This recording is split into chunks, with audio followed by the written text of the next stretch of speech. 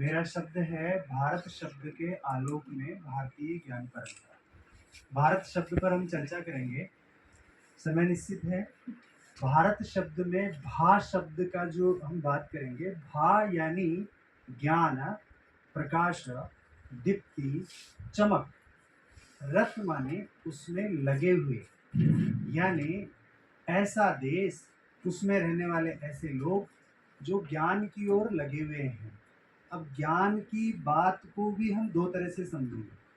एक जो ज्ञान होता है वो केवल कुछ पन्नों पर लिखे हुए शब्दों को पढ़कर हम उसको समझते हैं, और एक जो ज्ञान होता है वो अनुभवजन्य होता है, अपने हृदय से प्रकट होता है।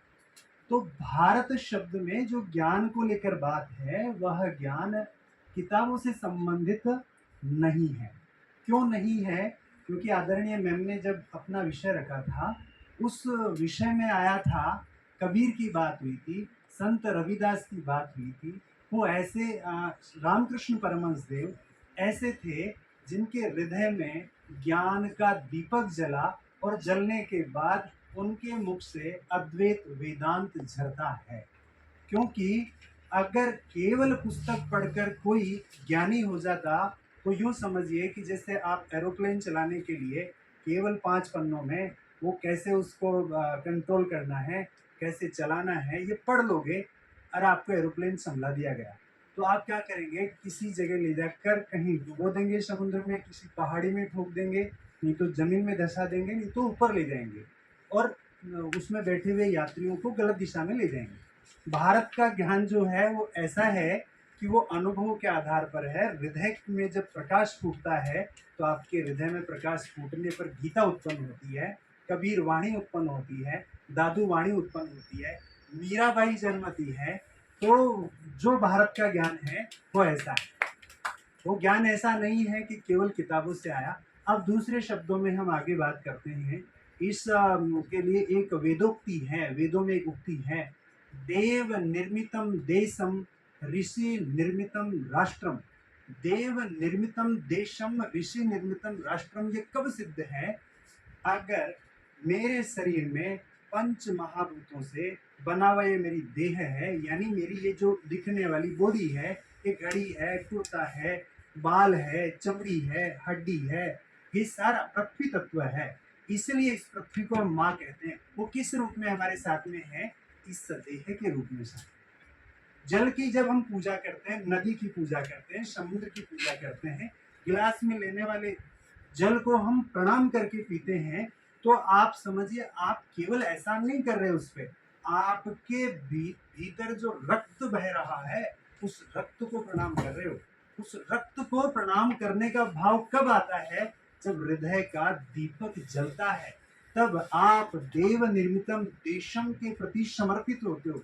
अन्यथा आपका सम्मान हो ही नहीं सकता। वो आर्टिफिशियल सम्मान है, वो केवल स्वार्थों का सम्मान होगा। अगर हृदय से कोई सम्मान होता है, हृदय से नदी की पूजा होती है, तो वो तब होती है जब हृदय में दीपक खुलता है, अन्यथा हो ही नहीं सकता। और ऐसे सम्मान में केवल शासन होता है, अनुशासन नहीं होता। शासन में तो भारत जो है वो अनुशासन, हृदय पर स्वयं का, स्वयं पर शासन, दूसरों का नहीं। और ऐसे में जैसे आदरणीय मैम ने कहा, सर ने भी बताया कि भारत वह भूमि है जहाँ सबको खिलने का अवसर दिया जाता है, किसी को दबाने का अवसर नहीं दिया जाता। आप केवल प्रकट हो जाओ तो आपको पूरी दुनिया पूजने लगेगी। फिर आप जमीन पर बैठे हो चमड़े का काम करते समय, फिर आप रैदास बनकर बैठे हो, तो नदी गंगा मैया स्वयं कटौती में उत्पन्न होती है, और वो उज्जवल, बहुत अद्भुत रूप उनको दिखाती है। तो ऐसा जो भारत है, मैं और इसमें इतना ही कहूँगा। ये भारत ऐसा है, नित्य नूतन चिर पुरातन, इतना नया है।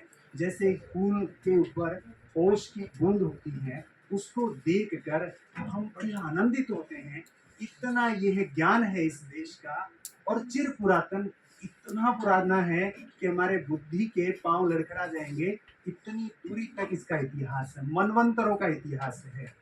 और जैसे हम इस मनवंतर की बात करते हैं, 7वां मनवंतर है, 28वीं कलयुगी है, जैसे बहुत सारी चर्चाएं हो सकती है। मैं मेरी वाणी को यही कहकर विराम देता हूँ। धन्यवाद। Thank you sir.